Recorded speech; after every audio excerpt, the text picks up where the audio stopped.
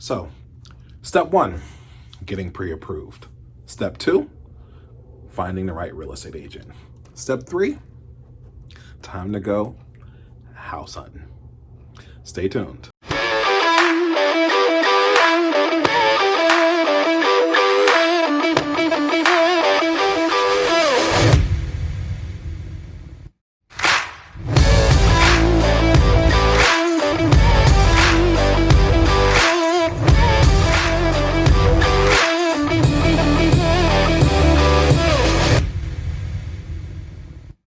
So now that we know what financing type, we know the kind of homes that we're actually going to be out searching for. So if you're going with FHA, we know that there's going to be certain health and safety items that we need to make sure that the home has, so that it will qualify for FHA financing. Conventional, a lot less rules. USDA, it's going to be very area specific. So now that we have an idea of what price point we're going to be in, now it's time to have that conversation with you as a home buyer as to some of the things that you want inside of your home. So some of the things that we're going to ask for right off the gate is, do you know how many bedrooms that you have? How many baths? Those seem kind of simple, but those are questions that we really want to make sure that we actually have, because those are going to be the bare minimums.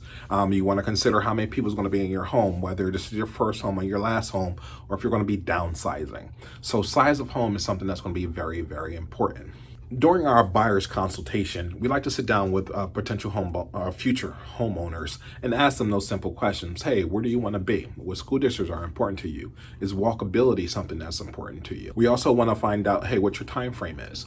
We know that when you're buying a home and using financing, depending on when you want to be moved out, when your lease is over, on average, it takes about 30 days for conventional loans. FHA, you're about 45. So in between 30 and 45 days is when we see that most homes, from the time they go under contract to the actual closing date.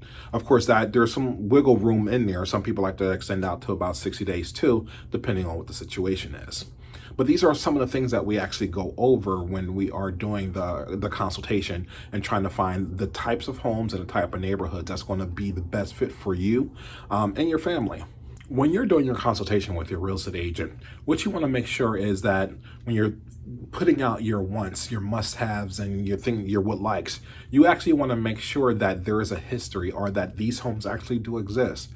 So, for example, is you ever looking for a 3,000 square foot home and you need 4 bedrooms and 2.5 baths with a finished basement, but your max spending is $150,000, you want to make sure that that home actually ever existed in the marketplace. So a lot of times the real estate agent can go back a year, 2 years and kind of look to see like, hey, no homes have ever hit the market. So there's a good chance that what you're looking for or the perfect place exists in your head, but it actually doesn't exist, at least not within your price range in reality. One thing that often actually gets overlooked is location. We all know that it's location, location, but what does that really mean? Is it something that you are going to be looking to be more in or urban area where there's going to be a higher walk score? So you can easily just walk outside and walk a couple blocks to get to restaurants and stores, shopping. Is there activities going on around you? So walk score is going to be important to some. And some suburban areas, when we're seeing more developments go up, we're seeing those developments go up where they're keeping those things in mind, like how close are you going to be able to get to a store? Where's the nearest Walmart? One other thing with location is, what is the location compared to your job? Now, as far as location, when it comes to your place of employment, if you're by yourself, how long is it going to take for you to get to work? Is public transportation something that's going to be important to you for you to get to work? And if you are a fan of this channel and actually looked at my budgeting, the cost of gas, that's something that we're going to actually need to take into account, because if you have a further distance to drive to work, how is that going to change your budget when it comes to budgeting for your transportation? Same thing, are you moving to a little bit closer? So now you're saving that money, we can put that money elsewhere. So location and how quickly and how far it is from your job is something that we're going to have to consider. Depending on, I know with our MLS, we can actually put in the address of your job and say like, hey, we want to look for homes that are within a 30-minute drive at this particular time in a day. We're going to look for homes from a 30-minute drive from wherever that address is. That can help give us a nice little area of places that we can actually look at homes in. Side note, as we're sitting here talking about location, one thing that we actually do want to take into account is whether or not location is going to be super important due to the state of the world right now. With the economy the way that it is, with jobs the way that they are, a lot of employers are moving their employees over to home-based. So they're working 100% of the time out of the home. So that could allow and open up more areas and locations for you to consider now that you don't have to worry about a drive to work. With that being said, you can also think about, hey, am I going to need the additional space because me working from home is going to be a permanent thing? So I'm going to need a separate office space for myself, as well as a space for the kids to do their schooling if you do have kids. In our Harrisburg Metro area, one of the things that we find to be most important to most people in terms of location is actually going to be school districts.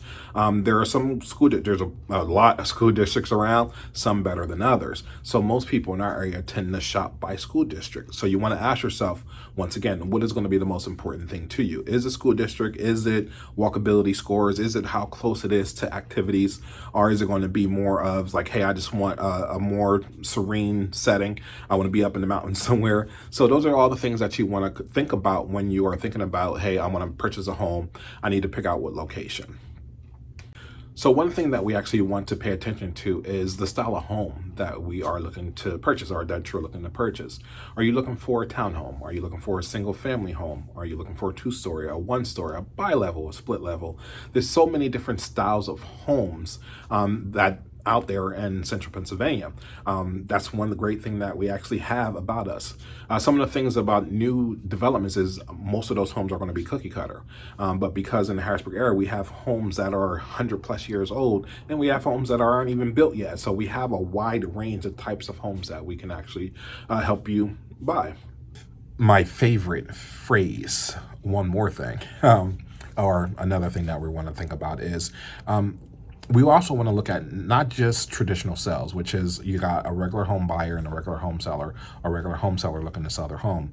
You actually may want to consider looking at probates or looking at foreclosures. There are some myths that are involved when it comes to buying a foreclosure, but it could be a great source.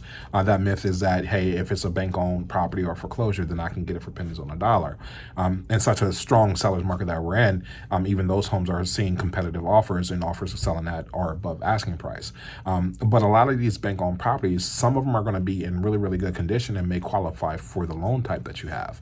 But that's something that you really want to monitor and speak with your agent about in regards to like, hey, will this home go FHA or will it only go conventional and cash? But it could make a very, very great opportunity for you. We also want to make sure that we're being cautious of those fixer-uppers. Yes, it is a strategy that does work a lot of times, but there's also times when you're buying a fixer-upper where it doesn't work for homeowners. So there have been times when like, hey, I like this home. We're going to go ahead and write an offer on it. We get the home. We're going to go ahead and fix it up in time. One thing that we want to consider is what happens if you're not able to make those repairs. Making those repairs, of course, is going to increase your equity. But what happens when you can't and you have to turn around and sell your home in a short period of time? So the great thing about today and the technology that we actually have is a lot of agents are actually using professional photographers. We're getting 3D floor plans, all these things to put that home out there. So in a way, we want to try to alleviate as many people walking into the home as possible. The reason why is like, once again, we have photos, we have 3D tours. Some people are doing video tours as well. So that when you actually want to go see a house, this is a home that like, hey, based off of everything that I've seen online, as long as this house stacks up, this is going to be the one for me. So that's one thing that we want to consider when we are actually going out to take a look at homes is buying a home is a process of elimination. It's not that we want to go out and look at 30, 40, 50 homes. We want to identify those homes that, yeah, this may not be it, and really actually go through the ones that, hey, this has a potential. And at the end of the day, if it's everything that I want it to be, I am going to want to write an offer on it. I'm going to make them an offer he can't refuse. Identifying what your must-haves are is going to be important, but also keep in mind that there are your must-haves. Let's say like, hey, I have to have a 2-car garage, and there's going to be your I would like. How important is it to have 2.5 bathrooms as opposed to just 1.5 bathrooms?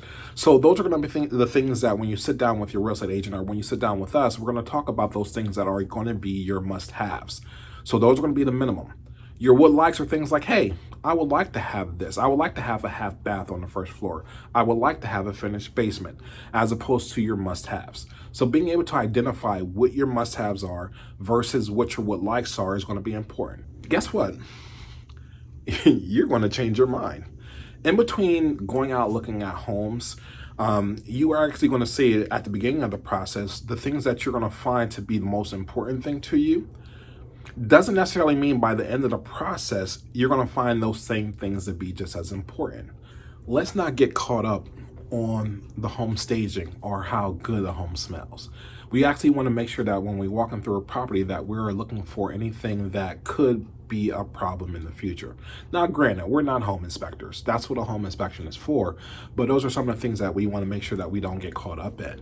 We want to make sure that, hey, when we're walking through the house, go ahead and turn on the water and see if anything leaks. Oh my goodness, the carpet's red. Let's not get caught up in the superficial. Some things can be changed, some things can't. For the most part, everything can be changed as long as that you have a budget set up for it. So we're out looking at homes. Some of the things that I'm going to look for as a real estate agent, and we want you to kind of know why we're looking at those things. With me as an agent, I'm walking through is knowing your financing type. I'm going to walk through the home looking at some of the things that an appraiser is going to look out for. So I'm making sure that we have handrails where they need to be, that we have GFCI outlets within 6 feet of water sources. So those are some of the things. I'm also looking at the electric panel just to make sure that the electric panel itself is something that's not going to come up as an insurance risk or risk not being able to get housing insurance, because there are some electrical panels out there that are not deemed to be safe. So those are some of the things that I'm walking through a home looking at while my buyers are actually just walking through to kind of see if this is going to be a house that they can raise their family in. So we got the price range down. We got the neighborhood down. Now we're going to go start to look at some of the homes that are now available to us. Right now, as it stands in 2020, we're in a seller's market. So a lot of homes are coming up on the market and are going pretty quick. With, on average, homes are going above asking price. So those are some of the things that we actually want to sit back and discuss with our potential clients, our new home buyers, and some things that you want to keep in mind too. How is your real estate market? And that's something that your real estate agent can actually answer for you, because that's going to dictate how to write an offer when you do identify the home that you want to make your own. So we looked at several houses and we identified this is the home that I want to spend the next few years in. I want to spend the rest of my life with. I am going to go ahead and I'm writing this out. Like this house is perfect for me. So we write an offer, we get the offer accepted. So our next video, we're going to go into what happens once we are actually under contract and go through step by step some of the things that we want to look out for in Central Pennsylvania and how we get you from writing an offer or going under contract to the closing table. So make sure you hit the subscribe button so you can stay informed and let us know when we're dropping that next video for you. Feel free to like, comment, and subscribe. I really would appreciate it. And I hope to talk to you real soon. Thanks.